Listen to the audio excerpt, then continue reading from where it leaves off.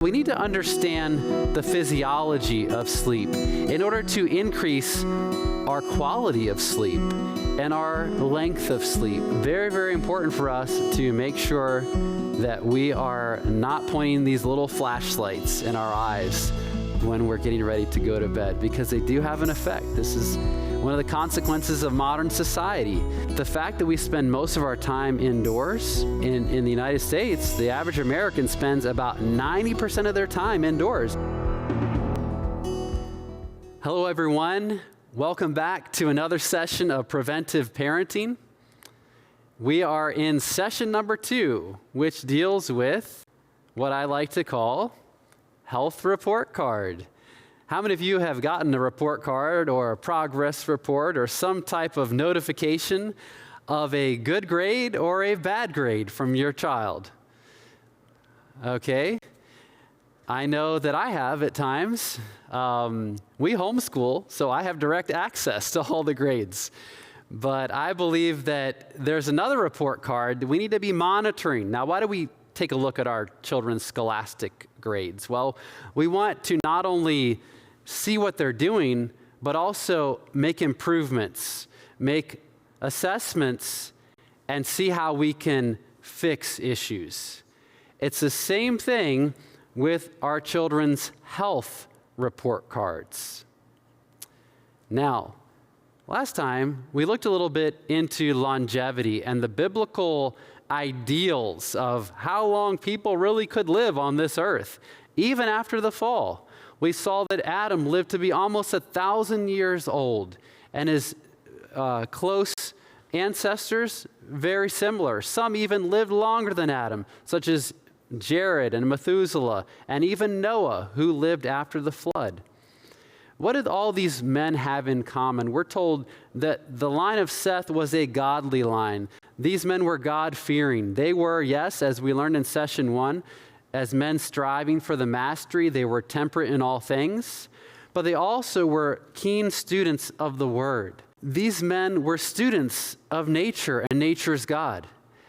And they looked and learned from not only those around them who were perhaps coming before them and their habits, but they looked to even a greater source of insight and inspiration, and that was God. What had God said became their watchword, and that in turn became an amazing positive effect on their health. We can do the same. If we, in fact, go and analyze health in the beginning, we can look in the book of Genesis and find that God created a number of things that were for our instruction, for our admonition, such as the Genesis diet, found in Genesis 1:29 and 3:18. But Genesis 2:1-2 is often overlooked as an instruction from God for us, for humanity. But nonetheless, it was. It reads, "And on the 7th day, God finished his work that he had done, and he rested on the 7th day from all his work that he had done." The fact that God rested was a sign that not only he wanted to set apart a time and do this, but also that humanity would follow suit as well. Because you see, at this time, humanity was in direct communion with God. And if God rested, so did man. If God rested, so did Adam and Eve. Now, if that's the case, and rest is so important, is it important for us to be doing that today? Proper rest? And if that is so, we are in for a disease-ridden wake-up call in this country. Believe it or not, an estimated 60 million Americans have troubled sleep. And counter that with the fact that 90% of healing and growth takes place during sleep. And what we have is a very dangerous situation. We're not growing, perhaps, as children as we could, even though children still, even if they don't get enough sleep, God programmed children to grow. And I'm thankful for that. I'm 6'1", and if I had the unfortunate direct effects of my late nights sometimes when I was young, then I probably would be a very short stature. But we'll talk about growth hormone and what that means to both young and old in just a few moments. But I want to mention one more thing, and that is sleep is not just something that we do. It's not something that is kind of irrelevant and it's just a time of rest and everything just kind of dies down. And no, sleep is an activity, believe it or not. There's so many physiologic functions that take place during sleep that render it an essential activity. Now, yes, the brain does take time to rest, but we need to understand the physiology of sleep in order to increase our quality of sleep and our length of sleep to moderate times, or temperate times, I should say. So let's go into what I like to call the stages of sleep. We're going to go through 5 different stages, and I'm going to explain this to you so that you can be sleep experts by the end of this presentation. Stage 1 sleep, all of you know this, because it's light sleep. You're easily awakened, and you startle when you're awakened. Those of you adults, maybe some that this has even occurred to recently, you may have been driving down the road, and maybe it's getting a little bit late, and you start to doze off, but you startle right away. That ever happened to you? Guess what? You just went to sleep. You were in stage 1 sleep. Yet that stimuli basically triggered the brain to a level of alertness again, thankfully. That doesn't always happen. Sometimes people do fall asleep at the wheel. In fact, that's one of the big causes of motor vehicle accidents, is that phenomenon. But that is stage 1 sleep. Now, if we want to fall asleep, that means we need to be in a quiet environment, or at least an environment that we're used to. Okay, so if you're used to sleeping at the train tracks, a perfect example of this, my first child, our oldest daughter, who was just a newborn when we moved into a house that was right next to the train tracks. Now, the first couple nights were a little bit odd, yes, but she was awake anyway. But believe it or not, that little baby could sleep through anything after that. Nothing would startle her out of, if she wanted to go to sleep, she'd go to sleep anywhere because she got used to that stimuli. But nonetheless, it is not a good habit to get into. It's good to be in a quiet environment when sleeping so that we can go from stage 1 to stage 2. What happens in stage 2? Well, eye movements kind of slow down or stop.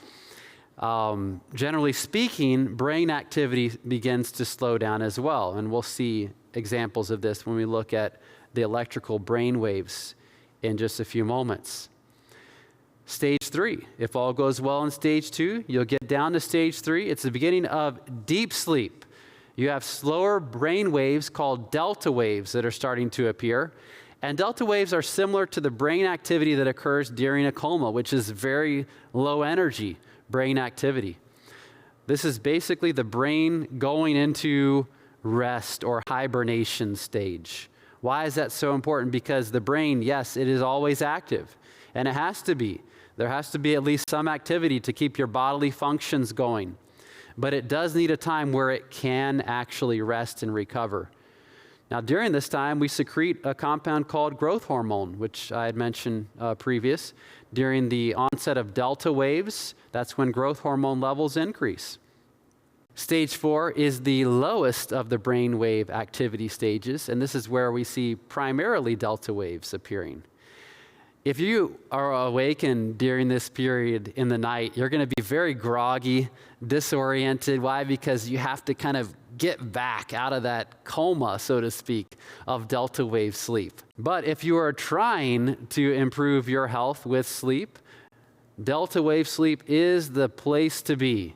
It is where, as I mentioned, the growth hormone is secreted. Another hormone that is secreted is prolactin. And I know many of you men are thinking, well, prolactin, I don't produce that, do I? Yes, you do. Your brain does. And it's necessary for regenesis of neurons. You can actually regenerate neurons with prolactin secretion. And the growth hormone can help repair tissue. Now, keep in mind, The brain has a time to be alert, and it does have that time to be asleep. This is what the brain waves look like in terms of activity. In the deep sleep, the delta waves you see they're very low energy, but the awake stages or the beta waves are very high energy. The alpha waves and theta waves are just a progression down there into the delta waves. And delta wave, just think of it as deep, deep sleep. The brain needs to recover and needs to slow down from all these electrical impulses that are constantly going through the neurons. But there's another stage of sleep. We call this stage 5, or REM sleep. Now, REM sleep is quite a bit different than delta wave sleep or stage 4 sleep. Because what happens with delta wave sleep is the exact opposite of what happens with REM sleep. You see, after about 2 to 3 hours of this delta wave sleep, your brain has had enough, and it says, hey, it's time for us to kind of reorganize and put things in place and connect new neural connections and networks whereby we can recall data faster, or who knows everything that goes on. But it's kind of a remodeling and restructuring phase for the brain. This is the time in which we dream, and many scientists believe that dreams have a lot to do with that, and the rapid eye movement. The REM sleep is rapid eye movement sleep. A lot of scientists believe that is a time in which we really organize our thoughts and become more coherent in our ability to even bring up information from the reserves or the stores where we have placed them. Thankfully, most of us are paralyzed during REM sleep. Otherwise, we would start flailing and acting out our dreams, and some people do have that condition. Watch out for them if you're sleeping next to them. But increased heart rate occurs, increased blood pressure. Heart rate is just because the brain is becoming more active, and there's just a lot more stimuli. So we have a period in which there is very low stimuli for the brain, and then a period where it's almost as if we are awake and in full-blown activity. Now, I mentioned to you that sleep is an activity. Both the delta wave sleep, the slow wave sleep, and the REM sleep are both essential activities for good health. Now, what happens if you don't get enough? Well, you can develop all sorts of mental diseases, statistically speaking, because of lack of either delta wave or REM sleep. Thankfully, not all animals suffer this. Horses, for instance, if they don't get enough REM sleep, guess what happens? They fall over onto the ground, and they become basically paralyzed until they get enough REM sleep, and then they're back up on their legs. This is a very interesting phenomenon. I'll be driving down the road, and I'll look, and I'll see one lone horse standing by his friend who's been knocked out by this need for REM sleep. A lot of people don't realize what it is, but, that horse didn't get enough REM sleep. And so God has put it in their physiology that they will be forced to get enough REM sleep. But guess what? We're not forced. We are encouraged to get enough REM sleep. We're encouraged after God's example that he rested. We're encouraged also to rest. God will not force us in this aspect. Okay, here is a graphic representation of the stages of sleep and where they occur and the duration in which they occur on average in a given night. We see that the first priority of the brain and of the sleep cycle is to get into that low frequency, the delta wave sleep, okay? So the brain jumps down into delta wave sleep. Then you may have a little bit of REM sleep in there, but the majority of the later part of sleep, so meaning maybe into 4, 5, 6, 7, even 8 hours of sleep, is going to be REM sleep, or not as slow wave. You may see some other waves in there as well, but not too many delta waves at that point. Now, I mentioned to you that growth hormone is secreted in pretty good quantities during the slow wave sleep. Now, children, thankfully, are automatically going to have growth hormone secretion, whether or not they have. Now, you may be able to optimize it with good delta wave sleep, but they are going to have this production and this secretion regardless. But as we age and we stop growing in stature, growth hormone is essential for us to be reconstructed. Studies have found that, and this is actually a direct quote, adults with growth hormone deficiency have a relative increase in fat mass and a relative decrease in muscle mass, and in many instances, decreased energy and quality of life. Who'd like that? No one wants that. No one wants that. So we need to make sure that we're getting that slow wave sleep. You might wonder, well, how? How can I do it? How can I get this slow wave sleep? How can I optimize my sleep? Some of you might not have even realized that that was a necessity. Well, I have a whole series entitled Supernatural Remedies, in which I look at natural things that can help us with various physiologic functions. One of my favorite herbs to use for sleep is an herb called Valerian, and this has been studied extensively. It's been used in Europe for decades, if not centuries. And I say by and large, the consensus is that if it's going to be effective, it has to be done systematically. And that is kind of a way of describing successful sleep in general, because sleep needs to be cyclic. We have a body clock that it gets set how we live our lives, but it needs to be consistent because we have times for eating. The stomach will start to secrete more pepsin, which is an enzyme, and more acid around the times leading up to the normally prescribed meal times. And at the same time, we also have a sleep time that the brain recognizes. Now, some of this has to do with light exposure, which we'll get into in just a moment as well. But if we set a time for sleep, a bedtime, it's very important for us to try to keep that, whether we are young or old. But here's how Valerian comes into play. One study revealed that in comparison with a placebo, this was a placebo-controlled study, it found that slow wave sleep latency, which basically is the amount of time it takes you to go from being awake to getting down into the delta waves. Remember I said it's a priority for the brain to jump down into delta wave sleep? Well, it turns out that Valerian decreases that time. So you're more quickly getting the benefit of sleep as compared with a placebo. It's quite interesting.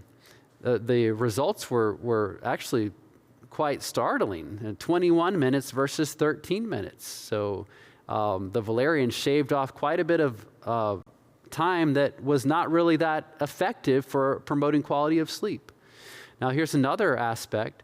The total percentage of slow wave sleep, this is the time where we're getting the prolactin, our brain is resting, we're getting the growth hormone in larger quantities, was increased after long-term Valerian treatment in comparison with the baseline. So pretty amazing results from a little plant. And you might wonder, well, what's the best way to take it? I've taken Valerian supplements in a variety of ways. Some people like the tea. Tea doesn't always work well for children at bedtime, so there are other ways of doing it as well. But nonetheless, potentially a very helpful little herb there. But I'd like to go through more than just supplements, because there are a lot of supplements that claim to promote sleep and sleep quality. But there are lifestyle factors, meaning things that we can do and things that we can avoid doing that can have even greater impact upon quality of sleep than even a wonderful herb like Valerian. I like to call this good sleep in 7 steps. Good sleep in 7 steps. Step number 1, wake up with the sun. Why is that so important? Well, you see, our body is on a clock. It is a 24-hour clock. And we have been programmed to be in light, periods of light, and also in periods of darkness. And God set up hormones and neurotransmitters that respond, and even organs like the pineal gland in the brain, to respond to this cycle of light and dark. And different hormones are secreted, different neurotransmitters are secreted based on the amount of light that is basically entering into our retinas. Now, that being said, I'm not advocating anyone go look at the sun. Just being outside in the sunlight is what I'm talking about. That's where the light is sweet and the pleasant thing it is for the eyes to behold the sun. Just being out. Something about sunlight exposure that improves the mood. You've heard of seasonal affective disorder, largely resulting from the changes in season and potentially the decrease in daylight hours as well. How can we remedy that? Well, try to be out there in the sunlight, especially early morning sunlight. Studies have found that going out in the early morning actually increases the absorption of infrared light, which is beneficial for a variety of health reasons. So early morning light, it's also not as harsh. It's a great time to be out in the sun, less risk of sunburn, and you get that benefit of the infrared light. Now, step number 2, eat a balanced diet rich in plant-based complex carbohydrates and tryptophan. What is tryptophan? It is an amino acid, and that means it's a building block of protein. So therefore, it's found in a lot of structures that have been made out of these building blocks. It's found in proteins. What proteins contain high amounts of tryptophan? According to nutritiondata.com, that includes supplements like spirulina. Foods like watercress, sesame seeds, soy milk, and tofu are also excellent sources. And soybeans, of course. Horseradish leaves. Now, that was an odd one for me. I've never seen that in the store. But pumpkin leaves, also never seen that in the store. So if you can have some of these others, but there are plenty of things to get tryptophan from. Even your whole grains are going to have adequate amounts of tryptophan. You don't have to necessarily eat this right before going to bed, but at least at some point during the day, you're eating tryptophan-rich foods. It's important. Why is that? Because tryptophan is converted into something called serotonin. Serotonin, you may have heard, is the antidepressive hormone. So if we have adequate levels of serotonin, then we feel better. It's the feel-good hormone. How do we get serotonin? Well, it's just by going out in that light and allowing the sunlight, just the ambient sunlight, to enter into our eyes. And it creates a reaction in the pineal gland that develops this neurotransmitter at this point of serotonin. So being out there will help us to feel better. Who would have thought going outside in the sunlight would help us get a good night's sleep? But notice I said serotonin is the daylight neurotransmitter, right? It's also the alertness promoting neurotransmitter. And you may ask, well, how does that help me? How does being alert help me to get a good night's sleep?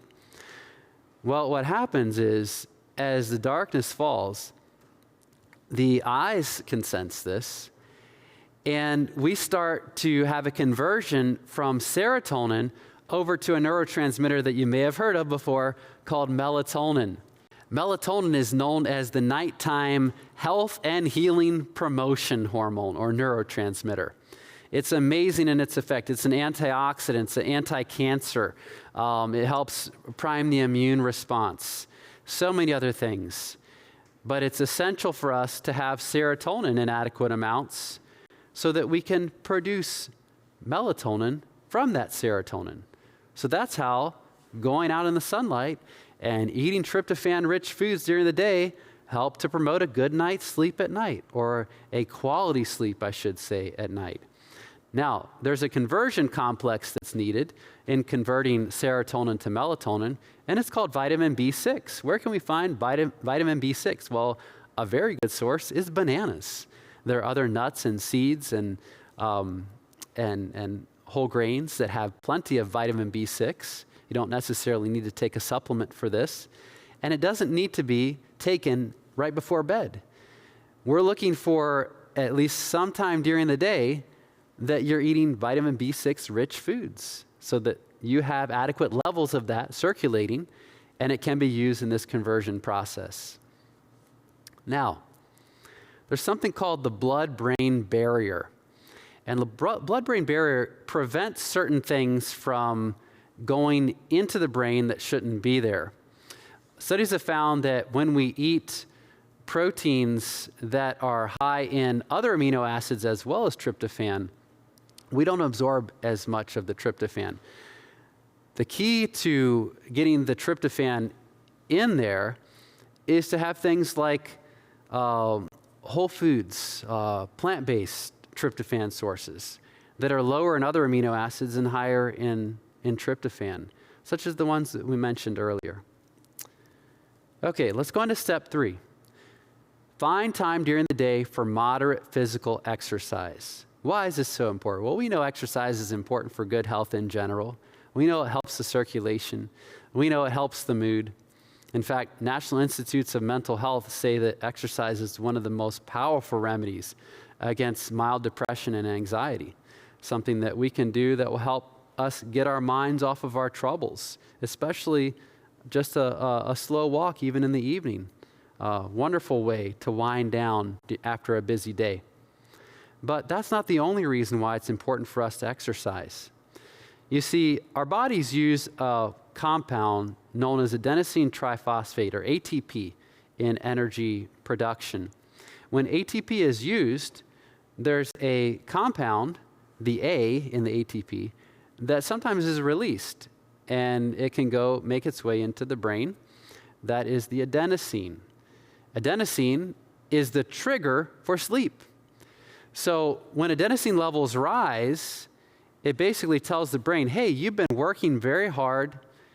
You need to rest. This person needs to rest. Now, that can also be with intense mental work as well, and adenosine levels can rise.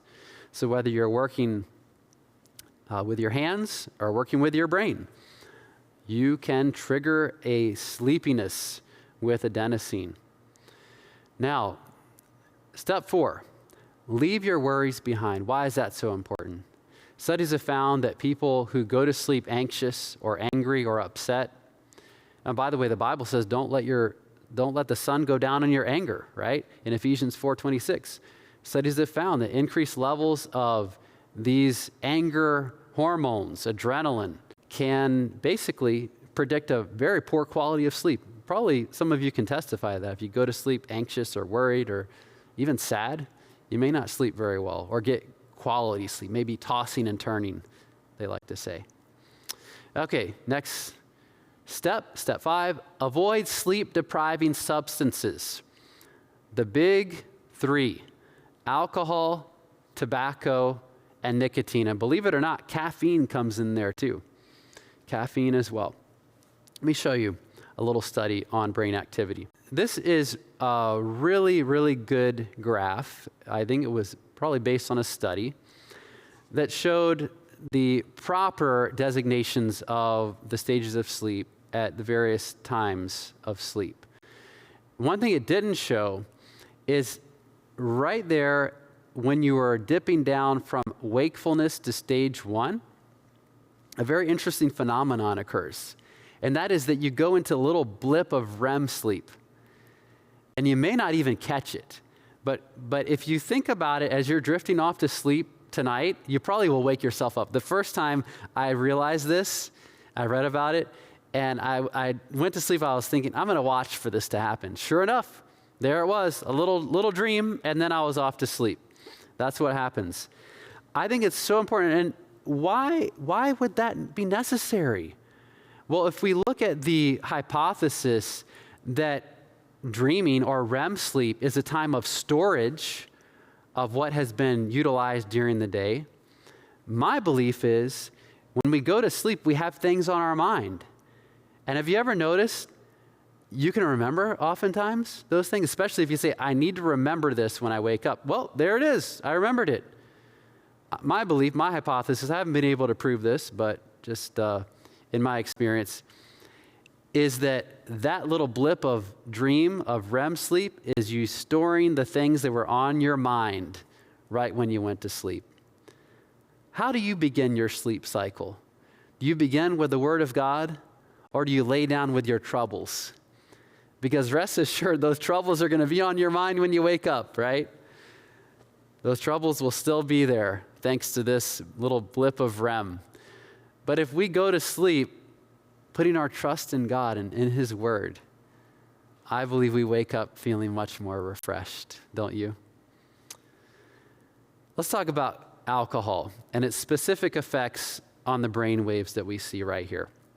Studies have found that alcohol robs the body of both REM and deep sleep. It's little wonder that people with alcoholism suffer a lot of mental illness because the brain is neither resting nor sorting things out correctly.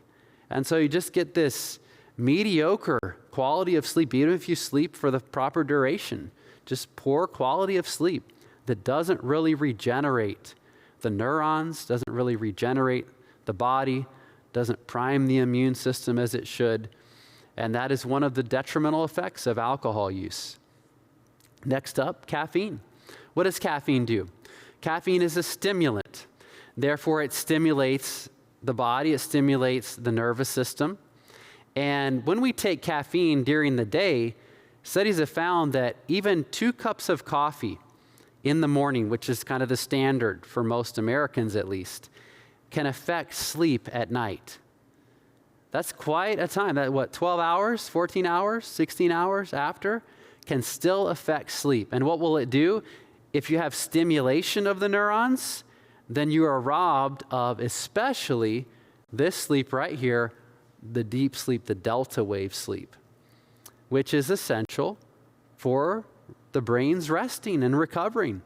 And we could be robbing our brain of that. Now, here's something that I don't have on my slides, but I do want to mention, especially those of you who may be traveling tonight or sometime soon. A lot of individuals will take caffeine as a way of stimulating their brain so that they can drive a little bit further at night, maybe a lot further even, because it relieves that sleepiness. The reason why it does that is it blocks the receptors whereby adenosine, remember the compound that's produced during work or mental work, it blocks the receptors of adenosine so that there's no communication and the body cannot tell the brain, hey, you're tired, you're tired. But that is still building up. The adenosine is still building up and building up and building up. Well, imagine this scenario. I'm driving down the road. I start to feel tired. In fact, I go into stage 1 sleep and I startle myself. And I think, wow, I'm getting really tired. I'm going to go pull over and I'm going to get a coffee, or I'm going to get 3 coffees, okay? Because I really need to stay awake. And so I go get those beverages, get back on the road, and here I am driving. Guess what's going on? The adenosine is still crying out. The blockade is happening at the receptors, but adenosine levels are increasing and increasing and increasing. And here is a well-studied reference phenomenon that occurs. All of a sudden, the caffeine wears off. It stops blocking the adenosine receptors, and the adenosine charges into those receptors, and guess what? There's no startle reflex. You go straight to sleep. And that's a very dangerous thing if you're on the road driving. So my advice to anyone who's ever thought about taking caffeine to stay awake, and by the way, I've driven, I do public health education. I've driven all over the country, hundreds of thousands of miles of driving. And that's not an exaggeration. But I've never once, at least since I've learned about this, never once taken caffeine to stay awake. You know what I do? I go to sleep. I pull off the road, take a little nap maybe, go to a hotel room, because it's much safer than gambling with your life and your family's lives. Tobacco, how does that affect the brain waves here? Tobacco users usually miss out on the deeper sleep because of nicotine withdrawal. Nicotine withdrawal usually hits in about 2 hours after the last usage because it's cleared very quickly. So if I am having a nicotine impulse, this nicotine craving, it's a stimulatory response, and it will startle me and awaken me out of deep sleep. So much so that I may miss that second rendition of deep sleep right there. Okay, some medications have been found to interfere with sleep. Antidepressants have been found to decrease levels of REM sleep. And here's one that a lot of us are guilty of, and that is eating a large meal before going to bed. I don't know about you, but if I eat a large meal before going to bed, I just don't sleep well at all. And I have bad dreams, just weird dreams even. And that is a sign that something is going on with the sleep cycle. Something is not right. And the reason why is simply because the stomach was supposed to be resting during that time. The brain did not want to have to say, hey, stomach, let's make sure that once you get all that food in there, that we're going to start secreting more pepsin. We're going to start evacuating some of that water. We're going to start pulsing and churning. And we're going to start putting some of that out into the small intestine. And we're going to start sampling some of that to make sure it's properly broken down and digested by the small intestine. And we're going to tell the stomach, no, keep going, keep working, keep working, keep working. All these processes have to be run by the brain, okay? They're not running by themselves. And so the brain has to stay awake. It can't go down into deep sleep. So you may totally miss out on delta wave sleep just because of the habit of eating the last meal of the day as a very, very heavy meal. And that seems to be the trend of society. You know, it used to be, in an agrarian society, you needed all that energy up front and a good hearty breakfast to go out and work the land. And you weren't so much hungry when you're coming back in. You just kind of wanted to go to sleep, so you ate very light. And there's an old adage that says, breakfast like a king, lunch like a prince, and supper like a pauper, or maybe not even at all. It's not essential for everyone to have a supper. This is what it looks like if we do the opposite. If we have that breakfast like a pauper and we have that supper like a king, we get this lack of slow wave sleep, frequent awakenings. We're tossing and turning during the night. And what this brings about is disease, is chronic disease. If sleep goes on like this, as we see here depicted in the bottom graph, we will come down with some type of chronic disease. We may even come down with some type of chronic mental disease as well. That regular bedtime is essential. Regularity is key. They did some studies a while back on nurses and found that as nurses work different shifts, so maybe they worked a night shift on Monday and they worked a morning shift on Tuesday and they worked a midday shift on Wednesday and they just kind of went back and forth. Well, their sleep cycle was all mixed up and they developed all sorts of chronic diseases because of it. There's a direct link between irregularity in sleeping times and chronic disease. Regularity is key, so try to have that established bedtime. Early bedtime would be best. And you may be a shift worker. You may have to go to sleep when it's light out. But what can we do? We can take measures to make sure that we're regular in those times. Another thing we have to do if we are, out in the sun and then we have to go straight to bed is try to wind down. And I don't mean by that sitting in your bed looking at your phone. And I'm guilty of that. I'm pointing the fingers at myself. Why is that? Because studies have found that when we look at electronic devices, not only just being out in the bright sun, if we had to go to sleep during the day, but for most people, you sleep at night. Don't need to worry about that too much. But you may need to be concerned about your usage of electronic devices with screens during the hours leading up to bedtime. Now, they do have apps that apparently reduce the amount of blue light that's secreted, or that apparently reduce the amount of blue light that is shown on the screen. But other studies have found that has very little impact. There's still enough blue light coming through that screen that it's causing issues with sleep. What does that blue light do? It increases serotonin production. It makes you alert. And that is good in its proper time, but it's not good when trying to go to bed. One study found participants reading a light-emitting ebook took longer to fall asleep and had reduced evening sleepiness, reduced melatonin secretion, later timing of their circadian clock, and reduced next morning alertness than when reading a printed book. So very, very important for us to make sure that we are not pointing these little flashlights in our eyes when we're getting ready to go to bed, because they do have an effect. This is one of the consequences of modern society. And we're still scientifically trying to keep up with these advances. But one thing that we have established is it is not healthy for us to be looking at these devices when going to bed. Some of you may be wondering, well, what about my child? How much sleep do they need? Well, it actually varies, because a newborn needs almost 24 hours of sleep. They need to sleep as much as they can.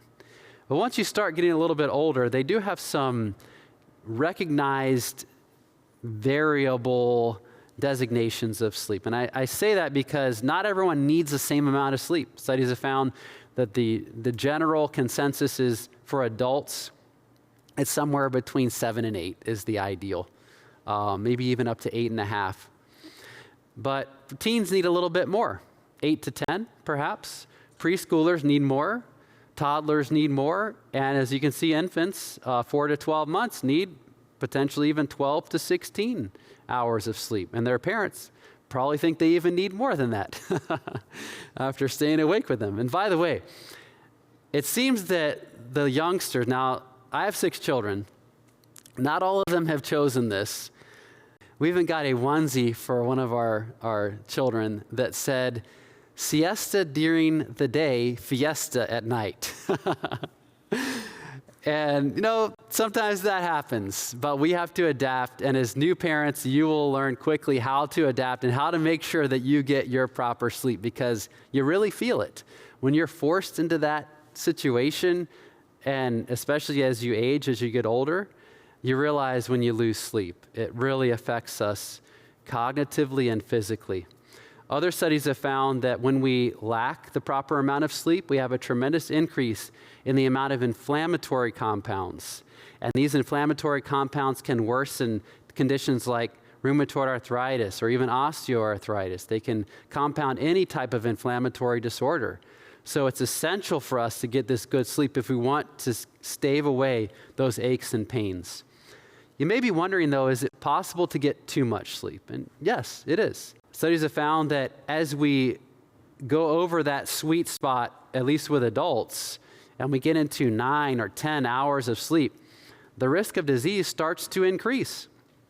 There's one study that found people that slept over 8 hours a night had more than 200% increased risk of developing diabetes compared with those who slept 7 hours a night.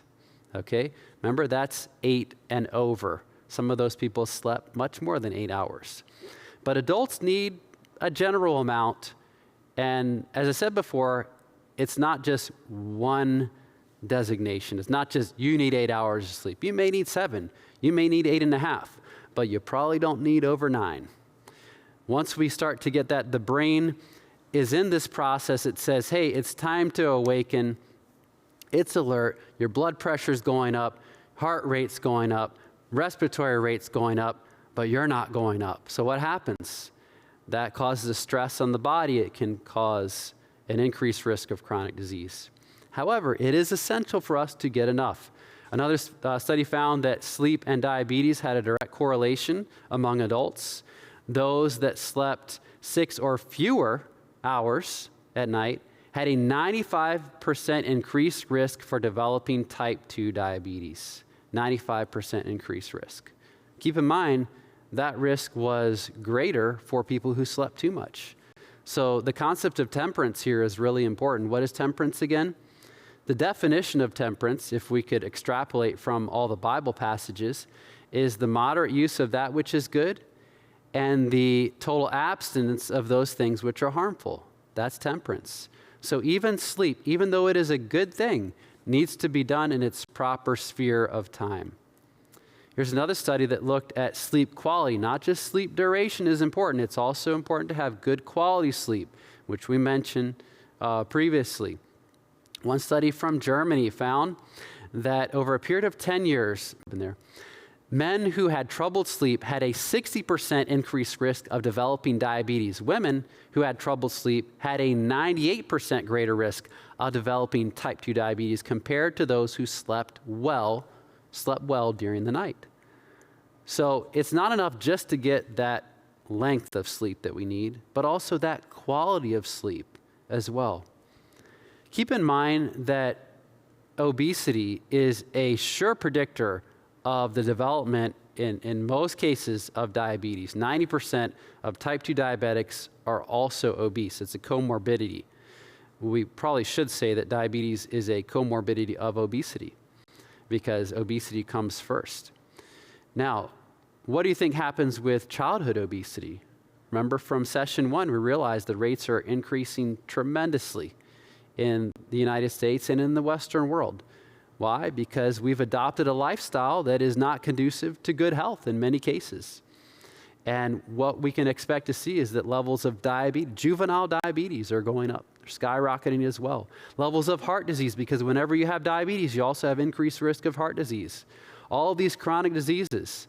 And these diseases, as we mentioned from session 1, of the Egyptians, they don't have to be there. God says, if you will diligently hearken unto my words, I will not put those diseases of the Egyptians upon you. And so God gives us the admonition that he wants us to prosper and be in health, even as our soul prospers. As we read his word, we find admonition there that tells us how to be healthy, how to live our lives. It's the instruction manual, not just for things spiritual, but things physical as well. Let's go on to another chronic disease, cancer. Studies have found that losing 3 or more hours of sleep at night greatly increases the risk of cancer. Why is that? Well, some postulate that it's because of the immune function that's decreased.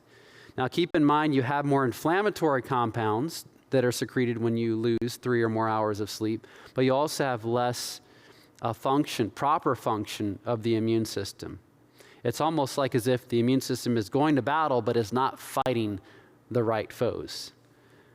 Just doesn't know how to operate under those suboptimal conditions that characterize poor quality sleep.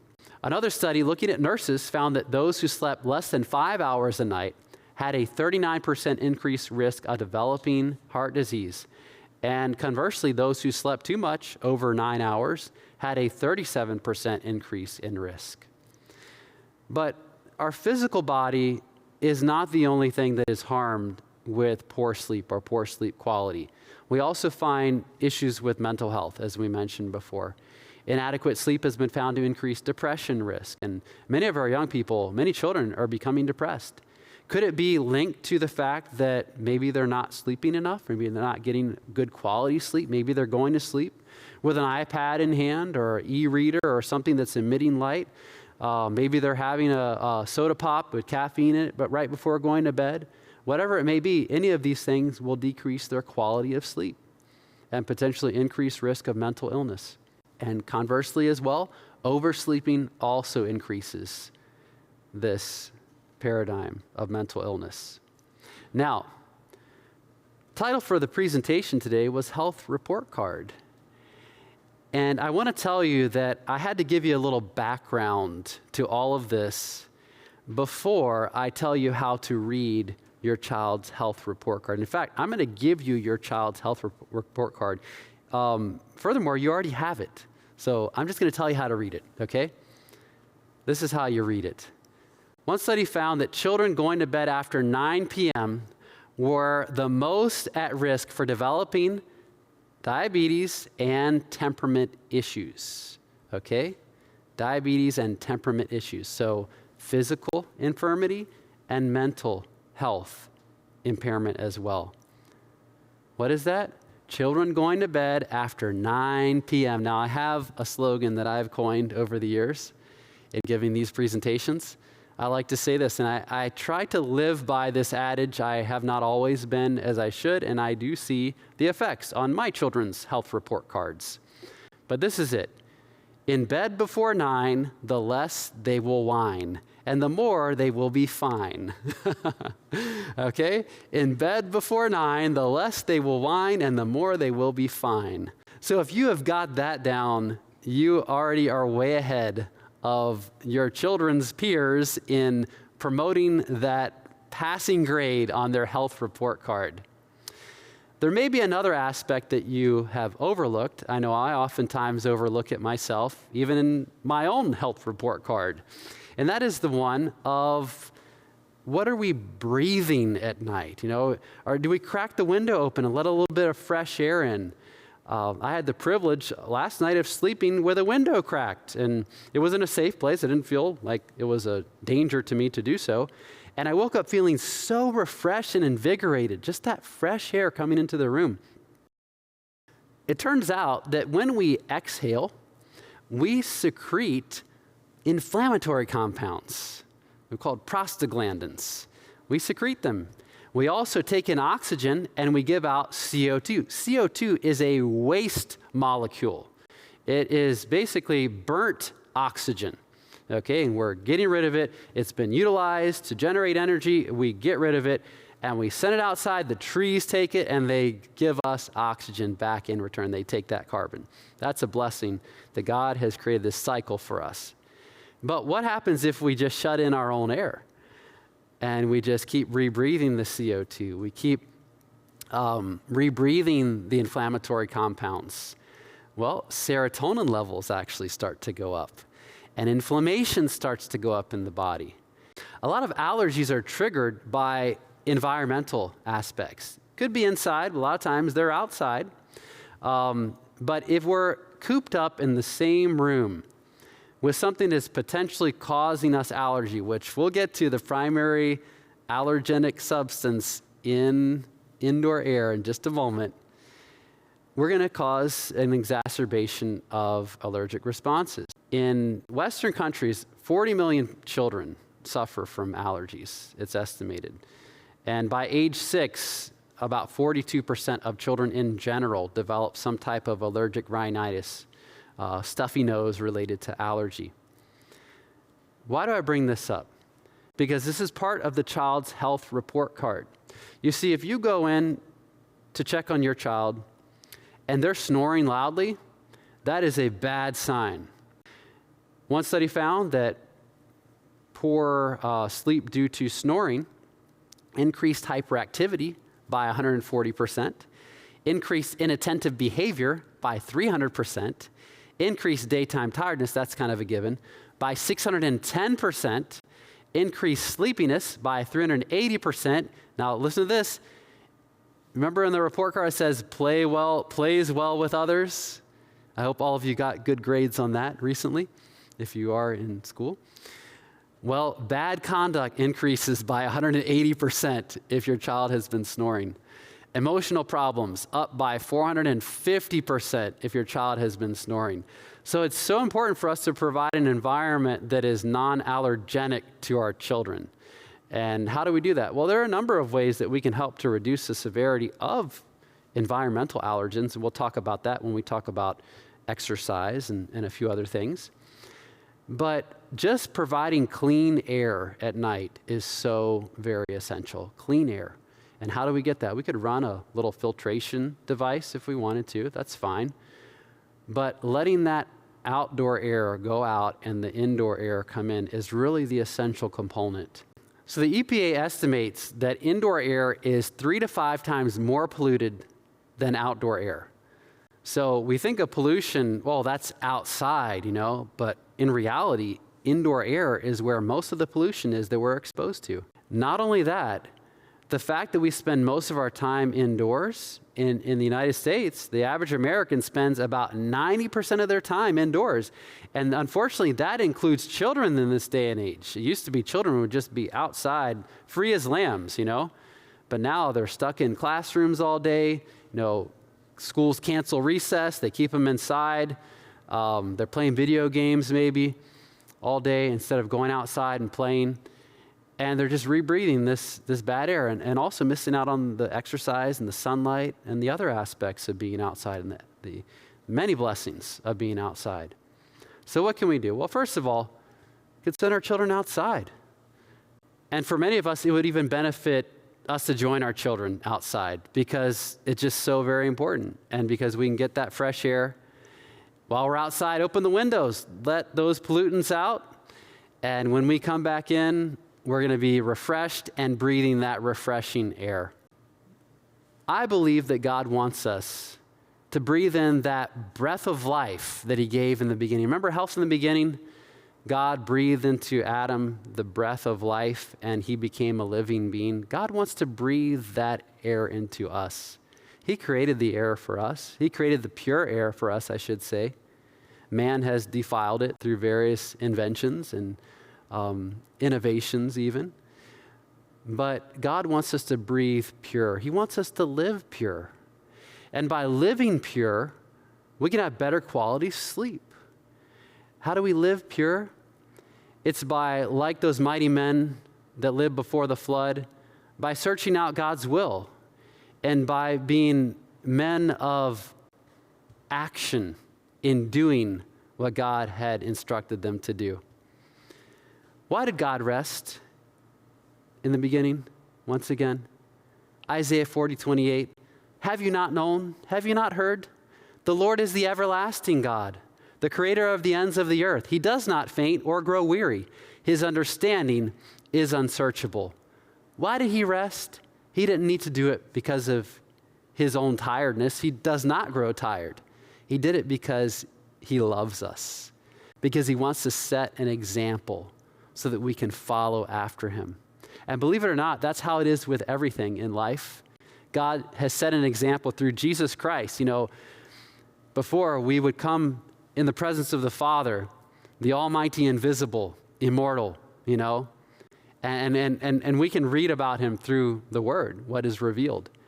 But when he was manifest in the flesh through Jesus Christ, we see that is who I want to follow. That is who sets the standard for my health report card. Not only for my health report card, but for my spiritual report card. God wants us, he invites us today to come apart and to rest in him, to come apart and to experience this better health, this better paradigm of life. 3 John 2, we have the admonition, beloved, I wish above all things thou would prosper and be in health, even as thy soul prospers. He wants us to be in health mentally, physically, and spiritually. And truly, it's only then, and this is the secret here, the big secret, the big reveal. It's only then that we can say with the psalmist, I will both lay me down in peace and sleep, for thou, Lord, only makest me dwell in safety. It's only when we come to Christ that we can put the anxieties away. It's only when we come to Christ that we can put the addictive substances away that are maybe robbing us from delta wave sleep or deranging our REM sleep. It's only when we come to Christ that we can find consolation through chronic illness and maybe even resolution and reversal, because all things are possible in Christ. And as I read in Matthew 9:35, there was no disease that Christ could not touch with his healing. How many of you want a better grade today? How many of you want to say to Christ, please come and change my mark? I want a better grade in this category. I want a better grade in my spiritual walk. I want a better grade in my mental fortitude, my mental focus. I want a better grade in my lifestyle habits. Guess what? Christ has promised that when we call, he's going to come. And he's going to be that good teacher, that good tutor. And he's going to say, son, daughter, here's your grade. And by my strength, you have passed the course. You've passed the course today. How many of you want that?